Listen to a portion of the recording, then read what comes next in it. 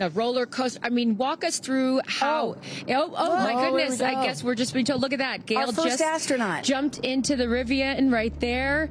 And so, walk us through this process now, Ariane. So now that they're going to load up the astronauts in the cars, what's going to happen next? Sure. So the astronauts, here you see Amanda coming out. Here There's Lauren, Carrie Ann. So they're going to get, there's Katy and Aisha. So they're all going to get into the Rivians. Look at Gayle bouncing up and down. She doesn't look nervous at all. She's ready to go. So they're going to get into the Rivians. They're going to drive just behind us. We can already see the friends and family starting to line the road to give them one last shout out. They got bells. They're going to be cheering along. Wow. They are going to then pass right behind us, right in front of Mission Control. Look at Katy. Look at Katy. Look, she is ready. And I should note, there's Lauren. There we go. For all of you just now joining us, this is the first time that we're getting to see our astronauts, or the soon-to-be astronauts, today. And there's Jeff Bezos right there, Blue Origin CEO and founder. That's right. Jeff is going to be driving one of those Rivians out there. The other one in the foreground you see there backing up, that is Sarah Knight's. And I interrupt you just right now because we're about to go to Go Pull for astronaut load. Let's take a listen. 7. Moving on, Capcom. Go. Engineering. Go, great board.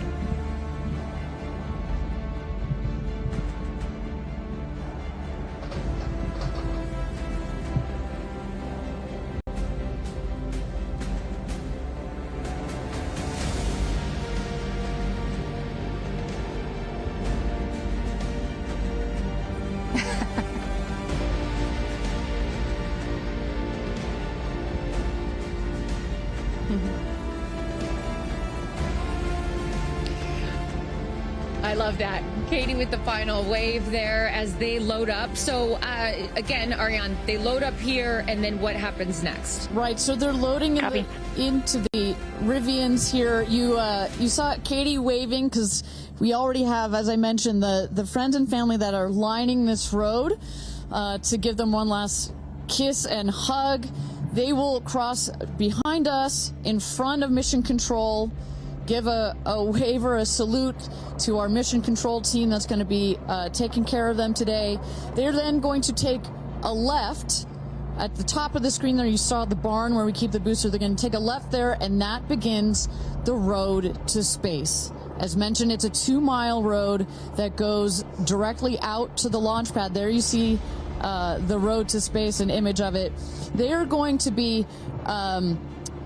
those Rivians go pretty fast, I should say. Those are like kind of warm-up rocket ships as you head out there. They will then go around the launch tower, get out, take a very quick photo, and then get back in the Rivians and go up the tower into what is the safety shelter, where they will wait a couple of minutes before they get into the rocket. There's I love Aisha. Aisha. She said, I'm going to stick my head out the window. They were joking about that yesterday, and she's actually doing it. But such a fun moment. Lauren right there. Jeff is driving. How exciting. You know, this has been something, as I mentioned to Lauren, she was talking about years ago that she wanted to do this, and now it's actually happening. It's got to be very exciting for them. Yeah, and Katy's sticking her head out too, going to give a little wave to her daughter Daisy. They're all sticking their heads out the window. It's too bad that all three of them are so shy, you know? Well, and you know, we often talk about how it is oftentimes more difficult for the people who are left behind on Earth, their friends and family, to watch this, to watch your loved one going into space. That's what Lauren said. She said when I was waiting for Jeff to come back, I was so nervous because, you know, you can't control anything. So seeing her right now, I imagine that emotion is much different than, you know, than what he's probably experiencing. Yeah. But either way, so much fun. Look at that, all the friends and family there to cheer them on as they head out. You know, one of the other nice things about not having to go into orbit for a multi-day mission is you don't have to go in quarantine. Right. You can actually be with your friends and family right up until the moment of launch. Such a good point. For those of you just joining us, Carissa Thompson, Kristen Fisher, Ariane Cornell, and Tabitha Lipkin here for coverage of New Shepard 31, Blue Origin's 11th human flight. You're looking at all the future astronauts, right? We can't call them astronauts yet until they've passed that Kármán yet. Well, Kármán line. our crew are all female crew. Yeah, are Soon to be astronauts. Soon to be astronauts as they make their way out to the road to space here in T-minus 46 minutes as we count down here. How does this compare, Ariane and Kristen, having seen so many launches to some of the other ones that you've seen? Well, I think to Kristen's point, you know, this is, you know, for let's say a NASA launch, you know, they have to be quarantined. You kind of wave from afar. The families. This is a parade. Yeah, it's a parade. They're really integrated into this experience because, as you know, as I mentioned, when these people go to space, so often it's, I've been dreaming about doing this since I was a little boy or a little girl, and the family and the friends come along this journey in supporting these people, and so to be able to have them there right up just into the last minutes like this is really important. And we knew when we designed this whole astronaut program that incorporation of the families and the friends was going to be very, very important. Why was it so important? Well, I think among other things, precisely these aren't, these are not people that have trained for years and years and years, right? They are pretty normal people. They're not quite as elite, let's say, Kristen, as your parents. They're not fighter pilots. You've got people that are very normal, like Gayle has been very clear about her emotions and her nervousness. We want them to have the support and the love of their friends and family. And this is a moment that will change their lives forever.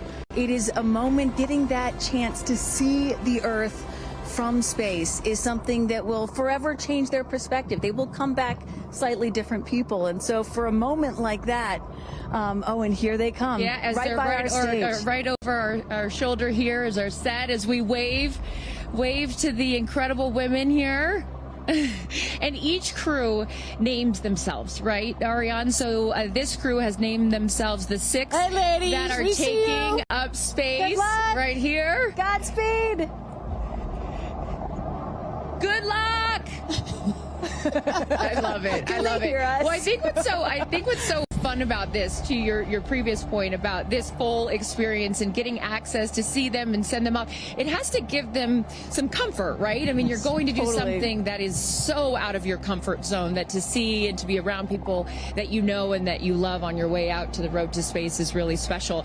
And also just being here the last couple of days, you really have an appreciation that, yes, of course, the focus is on these 6 women, but I'd be remiss if I didn't mention the experience that I've had. Even you took us into mission control yesterday and just meeting them. There's 10,000 employees here at Blue Origin, and all of the men and women whose lifelong goal it was to work at a company like this, and all their schooling, and just some of the most intelligent people that you'll ever meet, and all the hard work. I mean, this is not a small thing that is happening, and all of these people have dedicated their lives to moments like this. And so I just want to make sure we acknowledge that this is such a group effort to put these women into space for the first time. I should say, of all the interviews and press that I saw Gayle King do prior to this launch, one of my favorites was Mae Jemison, the first black woman into space, and she made a very clear point. She's like, there's going to be lots of emotions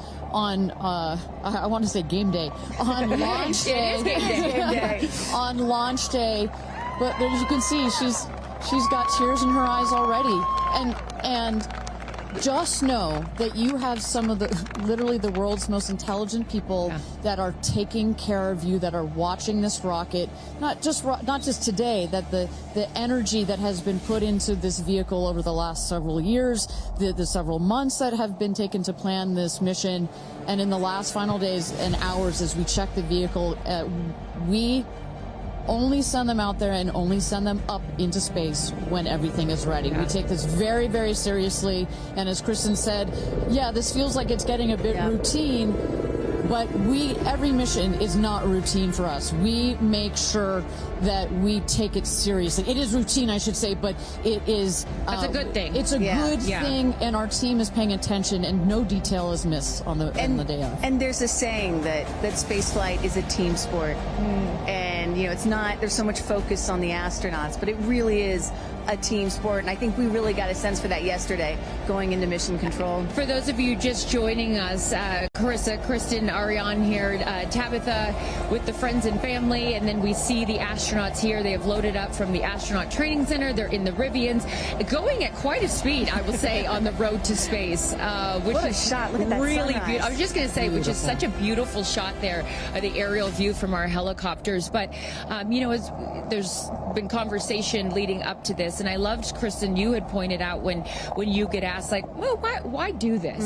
And you had said something that I thought was so interesting. It's like, well, then why travel? You say it more eloquently than I can. There is, of course, criticism, right? Like, why should we care about this? Why should we care about your average person, even though these women are not average? Why should we care about them or celebrities going to space? Or why should we even be going to space, period? And my answer to that is, well, why do we travel? Why go to Paris? Why go to London? Why go to Japan? It's because it does something to you that's different than just looking at a photograph. You experience it in a different way, and it changes your perspective. It makes you a better person. It makes you understand other cultures and civilizations and other people. It makes you have more sympathy. And you hear about the overview effect that these astronauts often talk about when they come back to Earth, and that is where you don't see Earth with borders anymore, and you realize that we are all just one. So I'm excited to see what they have to say. And I'm excited. Look, the moment has come here. So Ariane, walk our audience through sort of what happens next as they are approaching. Sure. So they have just driven down the road to space, the 2 miles. They are going to go to the north end of that circle and jump out of their Rivians and take a cool shot, a photo that is, with the rocket in the background. Again, all of this is very tightly choreographed, and we want to make sure that they do this quickly so that they can get back in the Rivians, go back around the circle to the base of the tower. At that point, we're going to get them into the elevator that will take them up to the south tower. That's the one in the background. They will enter into the safety shelter, where they will spend a couple of minutes there while our crew, the Blue Origin crew that is up on the tower, gives the final thumbs up that they are ready to load the crew into the capsule itself. This is safety is paramount at Blue Origin, so we want the minimum number of people out there next to the rocket for the least amount of time. So we keep it fast. We keep all these procedures tight. But we got to do a quick photo shoot by the rocket. I mean, so come on. good. It's history, we got to capture that moment.